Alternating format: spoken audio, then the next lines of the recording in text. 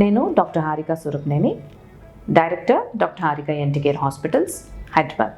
ఈరోజు మనం గురక ఎందుకు వస్తుంది అనే విషయం మీద మాట్లాడుకుందాం. అసలు గురక అంటే ఏంటి?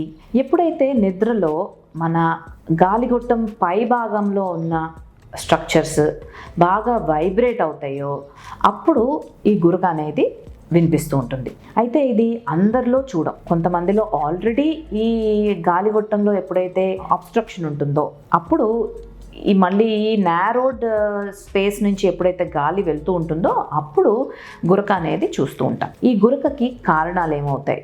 ఒకటి, ఊబకాయం.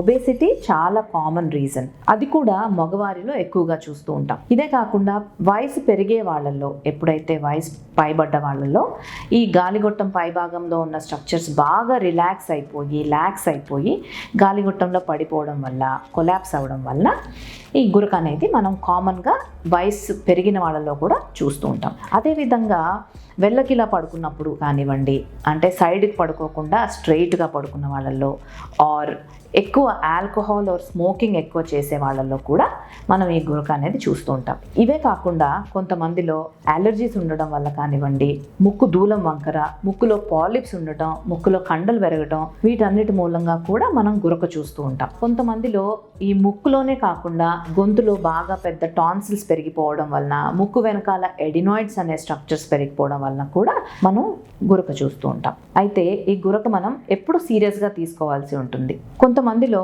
ఎప్పుడైతే బాగా అలసిపోయి ఉంటారో అప్పుడు గురక వస్తూ ఉంటుంది.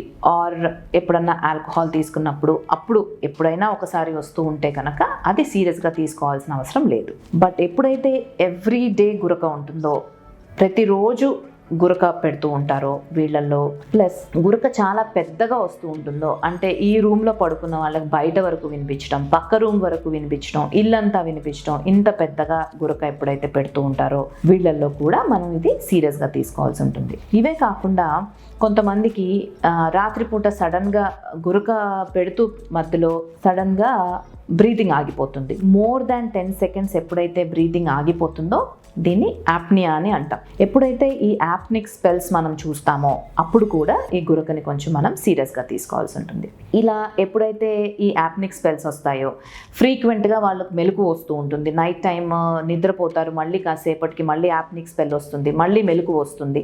ఇలా ఫ్రాగ్మెంటెడ్ స్లీప్, అంటే మధ్య మధ్యలో మెలకు వస్తూ ఉండటం వలన డే టైం కూడా వాళ్ళకి నిద్ర సరిపోక డే టైం కూడా వాళ్ళకి మళ్ళీ నిద్ర ఎక్కువ రావడం, దాంతో అలర్ట్నెస్ తగ్గిపోవడం. ఈ అలర్ట్నెస్ తగ్గిపోవడం వల్ల ఎవరైతే కొన్నిసార్లు డ్రైవింగ్ చేస్తూ ఉంటారో వాళ్ళకి యాక్సిడెంట్స్ కావడం కూడా చూస్తూ ఉంటాం మనం.